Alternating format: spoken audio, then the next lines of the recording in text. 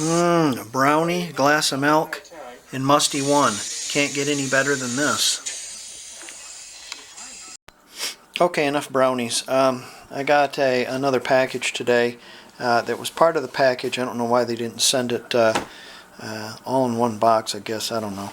But if you order parts through Rock Auto, and you can find all of them at the same warehouse. Now that's the key.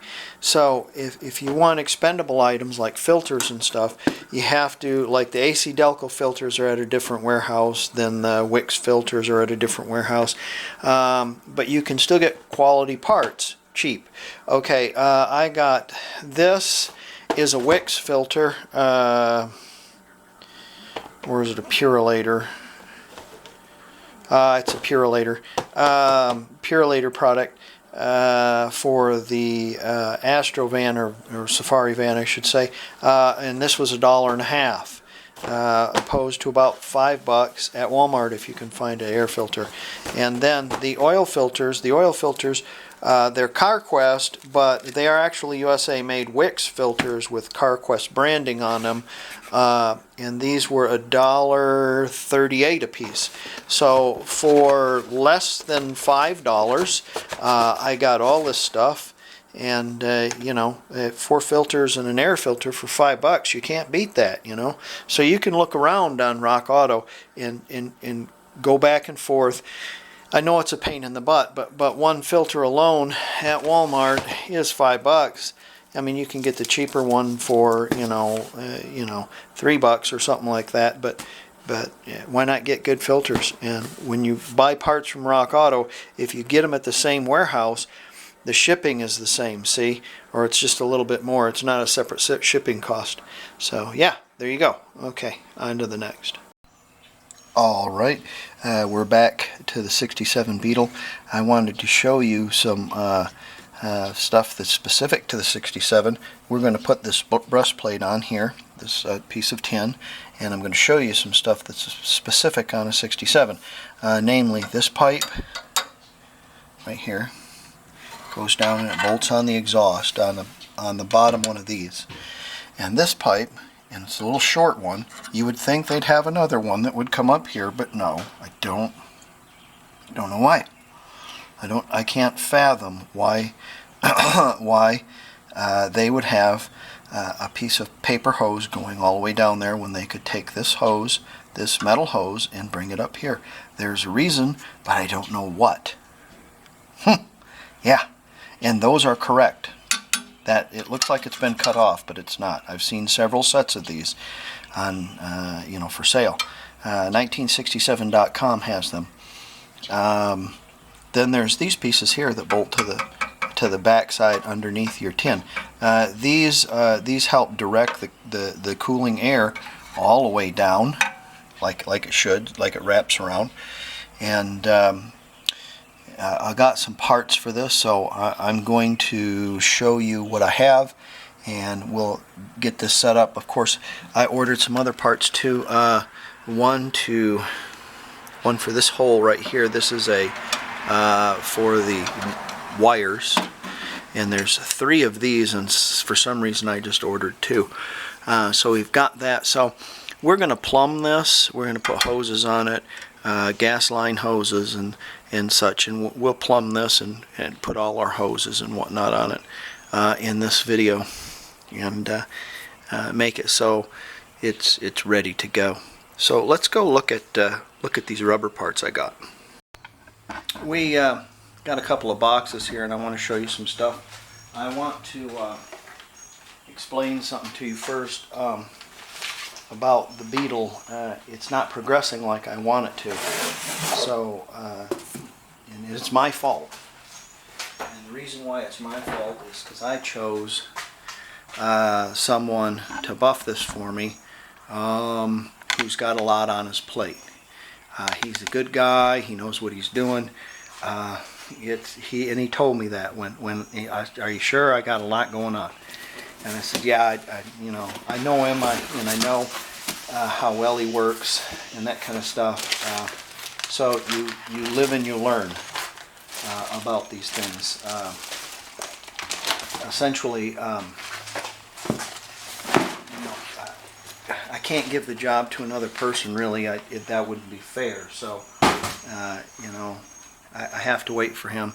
And supposedly that's going to start this Saturday. So with this video, it should have we should have some more buffery going on. Okay.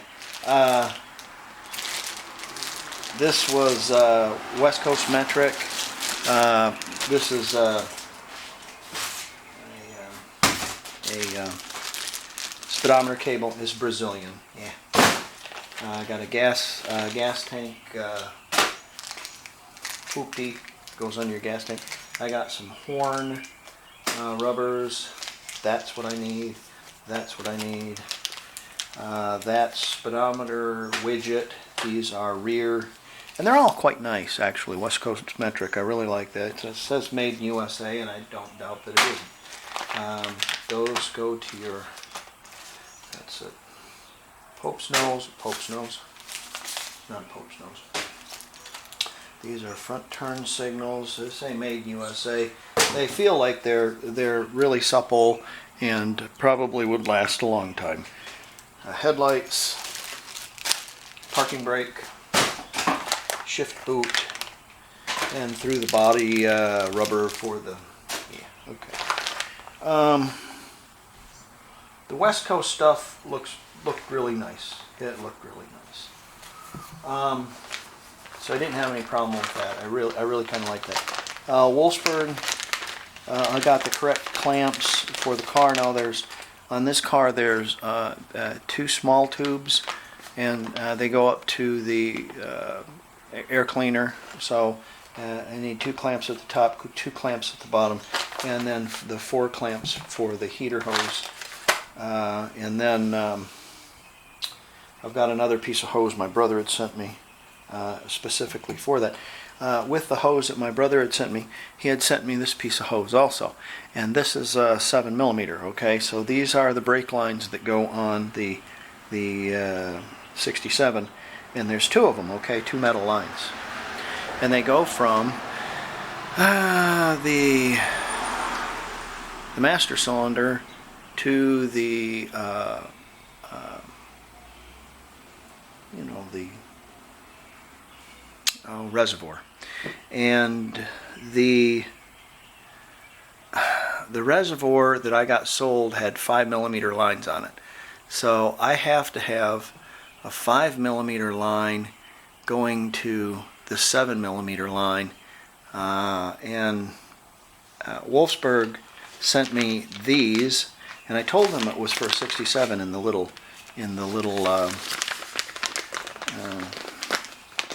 comment section. Yeah, this is all for a 67, you know. So if I'm not ordering parts for a 67, don't send them to me. You know, flag it, okay?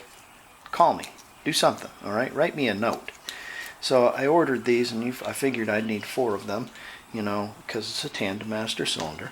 So it's a tandem reservoir. Okay, you know what I'm talking about. You're gonna need 4 of these. Well, they sent me 4 of these. Okay, now these are for 66 and older, but look at them. They're not woven. Okay, they're pieces of what looks like vacuum line, and you know they're $1.50 a piece. You know, wait a second. What kind of shenanigans is this? So now I have to return these because they didn't tell me that, hey, these won't fit your 67. And you know, this is a learning curve. Yeah, okay, I'm the one who's guilty. I ordered the stuff. I get it, but they're supposed to be the professionals, man. So I've ordered a piece of brake hose, and they used to be colored blue, and now it's black. So it's on its way. And what I'll have to do is I'll have to solder some ferrules or something and ramp up the tubes coming out of the reservoir to 7mm, because they're 5 right now. So yeah, I don't know. Another thing, okay, here's the washer hose. Okay, This car originally had black washer hose. I've never seen clear washer hose in a Volkswagen. Maybe there are, but I've never seen it. Every Volkswagen I've ever had black washer hose. Maybe it's been changed. I don't know. But I had to order this stuff for a Type 2 because Wolfsburg West doesn't have black washer hose. And you know, they're supposed to be the professionals. They're supposed to be providing these parts. What's the deal? So, you know, that's, you know, and that other switch, I'm sorry, Wolfsburg, that's strike 2. 3 strikes and you're out. I'm all done. Let's look at that breastplate. Here is another company I won't buy stuff from anymore, if I can help it, because they sold me a very expensive tar pad set for the back of my engine that's practically worthless. It's got some cloth covering on it that I discovered peels off really easy and can get just sucked right into your engine. So I'll have to end up pulling my engine out again and fidgeting with that because it's wrong. It's not right. Here's my original master cylinder, what's left of it. And here's the one I got from Wolfsburg. And here's the thing, is these hoses are meant for this. And yeah, okay, they'll fit on there. And are they brake fluid resistant? Yeah, probably. But are they woven? See, I know they make the green woven hoses for these. And this $1 million company here is selling pieces of vacuum hose for that. Shame on them. That's just shenanigans.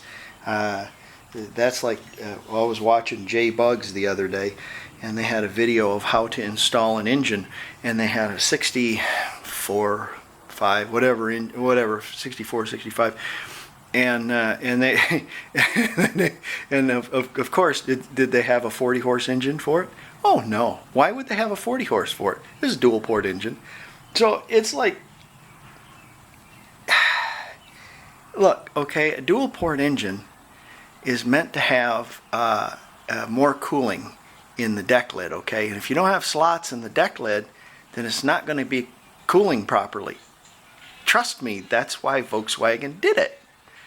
Yeah, hey, oh, my dual port cools fine with my deck lid on there like that, and so on and so forth. Sure, I bet it will. But will it do it for 100,000 miles? Yeah, don't know. Probably not. But you're arguing with technicians that have already engineered this, and it's not enough. Yeah. All right, let's get into this.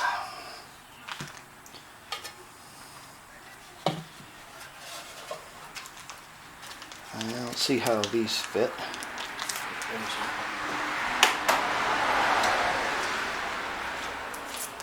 Up. I know I've probably turned a lot of people away from my videos by the whining and griping I do, but by God, they're $1 million companies, man. Don't you think that? Look, I own a company too. I own a glass company, all right, and I install glass for a living. And you know, look, when I go install glass, I do it right. You know. I do it right because my reputation's on the line. Why wouldn't they? I don't know. Don't know. Oh, I know why. I mean, because it's not about that. It's about the money. Yeah, I imagine originally it's, oh, we're going to make parts for Volkswagen. Yeah. And Bill and Fred, the guys that originally started that, they're, you know, long dead. So I wonder how the hell this goes in there. I wonder what kind of trickery this is. Well, we'll have to look at that and see exactly what happens. Probably goes over this, goes over that deal, and then it sits down in there and just kind of like that. And then the hose goes on there. That's probably how it goes. Okay, let's get this put on there. Get it. Okay, I was watching put an engine in a car the other day on YouTube, and it was like a 60s model Beetle, and of course it was a dual port engine. It wasn't a 40 horse single port. So you know, why put the right engine in the car? That would be silly, wouldn't it? Especially if you've got $1 million company and you're trying to show people how to do it the right way. That would be insane, wouldn't it? Okay. Another thing is it had one of those chrome air cleaners on the top of it. Probably they probably sell. Of course they sell all this stuff, and had one of those like paper elements in it with a little wire mesh around it. That when it got wet, it passed about as much air as a can of peaches.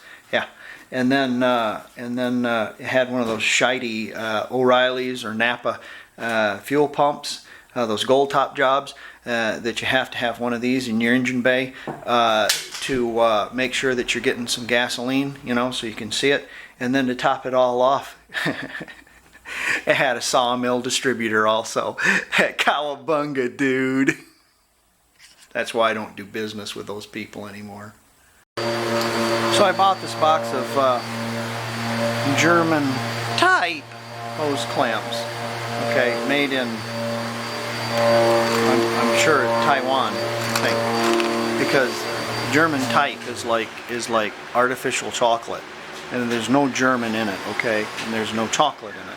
So what I've done is I'm going to take and show you a little something that when you use these clamps, and here's what they look like, and they're the yeah, they're not worm clamps. They are worm clamps, but they're the German type clamps. Alright, what I did is I tightened this up, and since I tightened it up, you can see how it's oval. And what I'm going to do is I'm going to do a little come on down to Dan's house of hose clamps and get the squeeze on us. So we're going to put a little squeeze on that like that. And what that'll do is it'll round it out a little more. You might need to do it twice to get a better shape on it. Get it close to your hose shape. And now when you clamp down on that hose, that clamp, it'll actually clamp down on the hose a lot better, and it won't pinch it only on the top and the bottom. So yeah, it's the best I can do. So there you go. Oh, and we're back to buffing again. Hey.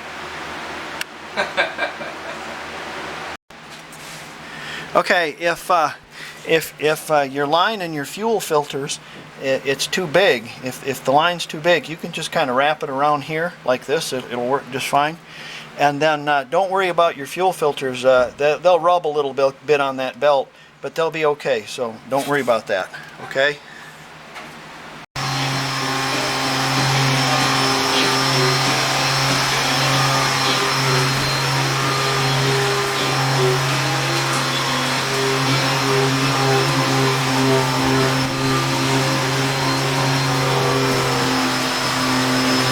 Things got a little tight all of a sudden. Another torrential downpour here. Another inch of water. Glad I got my lawn mowed before this. Had to move the 5.0 under the carport for hail. So, haven't got any yet, but you never know. You never know. Okay, back into it.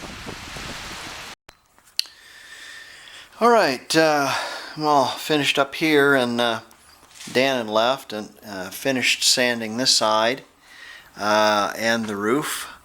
This is 1200. This is all done in 1200. He managed to fix my giant runs back here, sanded them off. He sanded this door, this quarter, and the roof. And since I was back here on the engine, he didn't get back there, but he ran out of discs, and we've been here about 8 hours, so yeah, this is good. and he got a good start on this side, and cut the runs off that I put in there, and there you go. Now, while he was doing that, I put the tubes going from the heat boxes to the body, hooked up the heat boxes and to the cable, and then I run a fuel line, a grommet. There's a fuel filter under there. It's a metal fuel filter. Then in the engine bay, yeah, I got rid of all the fuel filters. Oh, I'm sorry. Wish I had more light than this, but I don't. So I'll try to point out some things that I did. Back there, the fuel line's coming, and I put a little blister of urethane there, and between the high tension lines, and that's going to kind of hold that. And that piece of hose there is just holding the fuel line until it gets glued in place. How I did my caps here for my fresh air tubes, I folded them backwards onto it, put the clamp on, and then I folded them over. So I don't know if that's the right way to do it or not. That's the way I did it. The top and the bottom of the preheat pipe tubes have clamps on them. Thank you, Brian, for the preheat pipe tubes. Great, works great. Kind of hung my my distributor wire, or my distributor vacuum. I'll have to look at that, maybe arrange that a little better. My fuel lines are there, and alas, I do have hose clamps on them, but what are you going to do? Put all my tin on, the cover. I have the wrong belt on, I realize that. I put my those pieces right there, and they screw to the top of the cylinder head tin on both sides. A lot of it that gets lost. Did the same thing with this one, and filled my air cleaner with oil, put it on there. And the last piece I had was here, and alas, it's too short. Thanks, Brian, but no dice. It's too short. So I'll have to get a piece of that, and it's not a problem. And I'm searching for the little piece that goes into the carburetor where the throttle goes in. So once we get that, she'll be all good to go. So I've got a few other little things. Oh, I put the clamps on the bottom of the mini heat boxes. I don't know if you know what I'm talking about. Those clamps. You know, and doing all this and running all this, it took a whole day. Yeah, this car is all nuts and bolts. There's no parts. It's just nuts and bolts. It's kind of funny. Anyways, so good day of progress, and well, come back, and it'll be a couple of weeks. I'll be out to the lake next week, and so it'll be probably Father's Day weekend before I start working on this again, as far as videoing. But thank you for joining me, and thank you for the progression. I'm trying. You got that 9 to 5. It gets in the way every trip of the train, and you guys know what I'm talking about. So okay, thanks for wrenching with me, and have a good one. See you later.